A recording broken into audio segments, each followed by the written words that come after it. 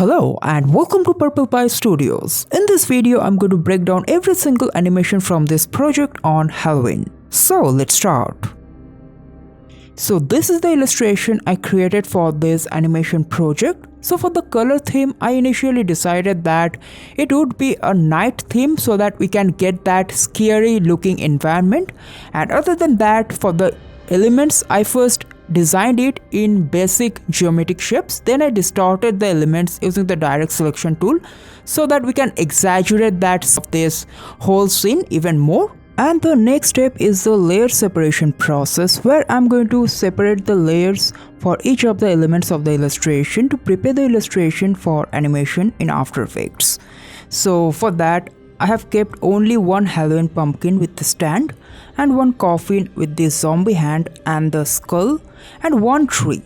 So I have kept only one element of each object, and I'm going to duplicate it multiple times after the animation so that we can vary the position and get the other elements and fill out the whole scene.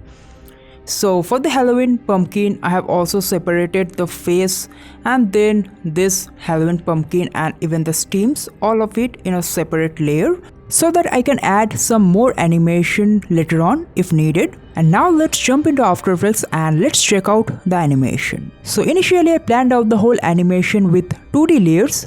So instead of using 3D cameras for zoom in animation, I thought of animating the scale and the position property of the layers.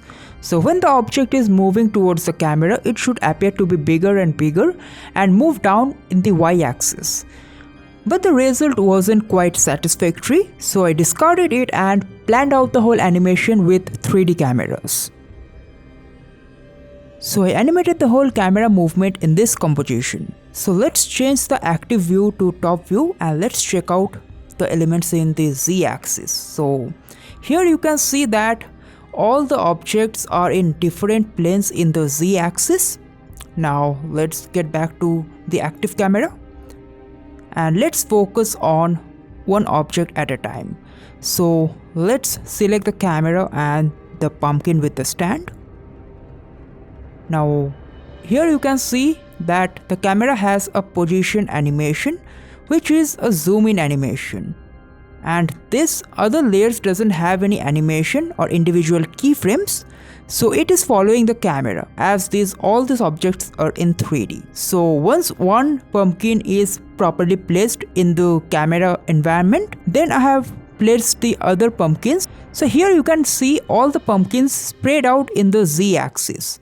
So I have placed one pumpkin first, and then we have duplicated the other pumpkins and varied the z value and as well as the x value, and kept the y value of the axis consistent so that it's all in a same plane. Now once I change it back to top view again, here you can even see it from this view as well. So this is the camera and here are all these pumpkin animation. So this camera is zooming in and all the elements are crossing the camera. Now the only layers that are not in 3D are the sky, the moon, the clouds and the far away bushes as well as the ground.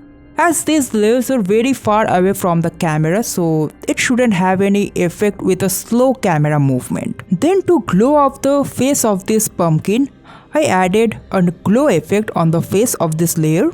So I added one glow effect and then reduced the threshold value and slightly increased the glow radius, and then again duplicated the glow effect one more time and varied these two values, the threshold and the radius, and again for the third time I have duplicated this glow effect, and then I have also added an expression in the radius, so which is a wiggle expression.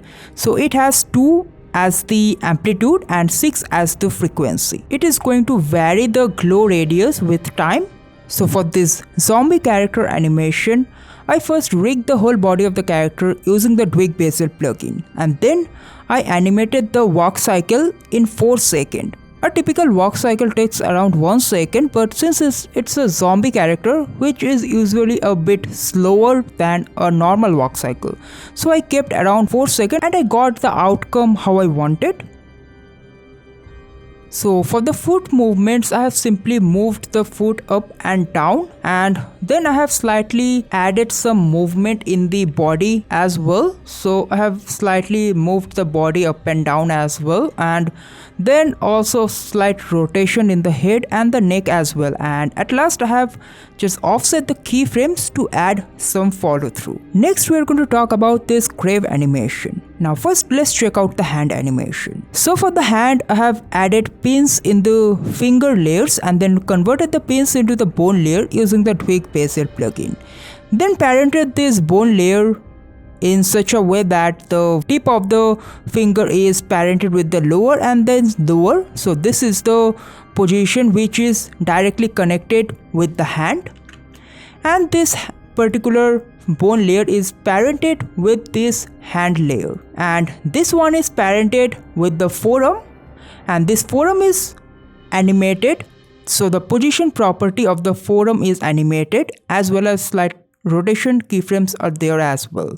And after the hand movement, I have also added rotation keyframes on the fingers as well, and then offset the keyframes to add some follow through. And after that, in this whole composition, I added a mask so that it looks like it is coming out from the underground. And at last, for this particular frame, before the hand is coming out, there is some movement in the ground, so it looks like something is hitting and trying to come out. So for that, I have added some pins and then converted the pins into bone layer, and then slightly added some position keyframes and offset the keyframes, and this is how it looks.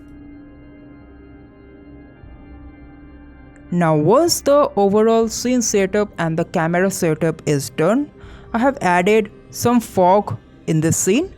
So I introduced some effects for the fog to add some ghostly feel of the whole environment. So that is what it is all about. So for the fog, I have added CC particle world effect. Now after applying the effect on a solid layer, the first thing I did is I unchecked all of these properties and then slightly varied the birth rate to around 3, then slightly adjusted this longevity, and then changed the physics, this animation type, to the directional axis. And after that, I have changed the gravity to -0.2.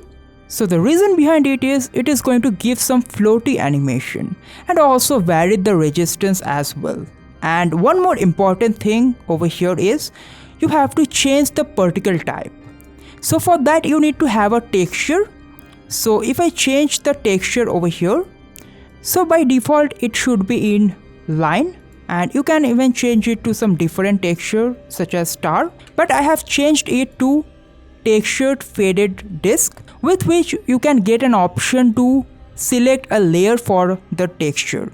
So for the texture, I have added another layer for the fog. So what consists this one is, let's get inside, and here is another solid layer where I have added a fractal noise. So here there is a fractal noise added, and then I have changed this one to basic and this one to soft linear. After that, I have increased the contrast, and then over here under transform, I have unchecked the uniform scaling and varied the scaling, and this is how it looks. And finally, once the whole animation is done, I have added an adjustment layer and added an effect called Add Grain to add grain texture throughout the scene, which even exaggerate that scoopy looking feel of this whole environment. So these are the techniques I followed throughout the project, and I hope you learned something valuable out of it, which you can use in your future projects. Okay, so that is it for this video. I hope you liked it. If you liked the video, make sure to hit the like button. If you have any doubts regarding the techniques, then make sure to comment down below. I would be happy to help you out. And if you're here for the first time, make sure to subscribe the channel and hit the bell notification button to stay notified for all future updates. Until then, goodbye.